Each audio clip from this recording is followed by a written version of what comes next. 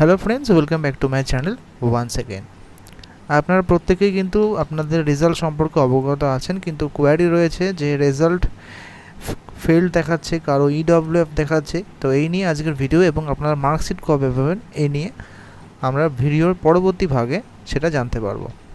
Failed বলতে বোঝাচ্ছে আপনাদের কিন্তু পুরো সেমিস্টারটা, মানে একটা যেহেতু পেপার, আপনাদের নেক্সট টাইমে কিন্তু থার্ড পেপারের যে একটি পেপার রয়েছে থিওরি এক্সাম এবং প্র্যাকটিকাম দুটোই কিন্তু আপনাদের আরেকবার দিতে হবে।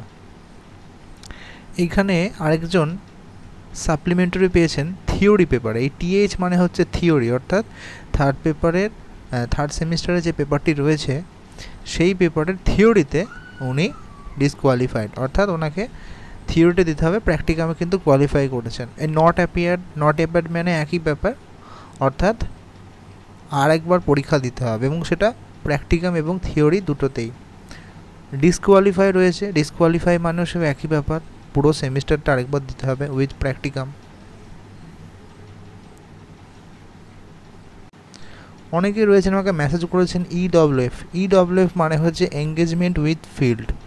থার্ড পেপারের 1.7.7b যে পেপারটা রয়েছে, একটি মাত্র পেপার, সেই পেপারে যে প্র্যাকটিকাম, সেই প্র্যাকটিকামে কিন্তু উনি ফেল করেছেন, হয়তো খাতার কারণে হোক বা টিচিংয়ের কারণে হোক, ওনাকে কিন্তু প্র্যাকটিকামটা আরেকবার দিতে হবে। যদি ইডব্লিউএফ লেখা থাকে তাহলে শুধু প্র্যাকটিকাম দিতে হবে, আর যদি টিএইচ লেখা থাকে তাহলে থিওরিটা আরেকবার কিন্তু দিতে হবে, পরীক্ষাটা পুরোপুরিভাবে দিতে হবে। ম্যাক্সিমাম কিন্তু পাস করেছেন। এখানে রয়েছে নট অ্যাপিয়ার্ড এবং ফেল। নট অ্যাপিয়ার্ড এবং ফেল এই দুটো মানেই কিন্তু একই ব্যাপার, অর্থাৎ আপনাদের পরীক্ষা কিন্তু দিতে হবে পুরোপুরি থিওরি এবং প্র্যাকটিকাম মিলে।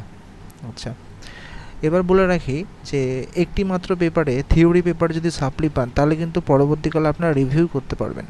রিভিউ কী করে করবেন সেই নিয়ে বিস্তারিত কিন্তু যদি আপনারা চান পরবর্তী ভিডিওতে ফর্ম ফিল আপ, পেমেন্ট সমস্ত কিছু নিয়ে আলোচনা করা হবে।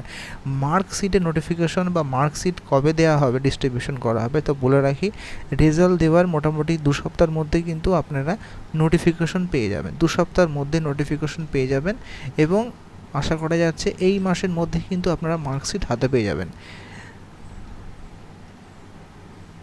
এই মাসের মধ্যে অথবা আগামী মাসের প্রথম সপ্তাহের মধ্যে, মোটামুটি 2 সপ্তাহের মধ্যে নোটিফিকেশন পেয়ে যাবেন এবং 15-20 দিনের মধ্যে কিন্তু আপনারা মার্কশিট পেয়ে যাবেন।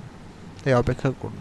যদি আপনার রিভিউ সংক্রান্ত কোনো সমস্যা থাকে তাহলে অবশ্যই কমেন্টে জানাবেন এবং চেষ্টা করব যাতে ফর্ম ফিল আপটা পুরোপুরি আপনারা দেখান।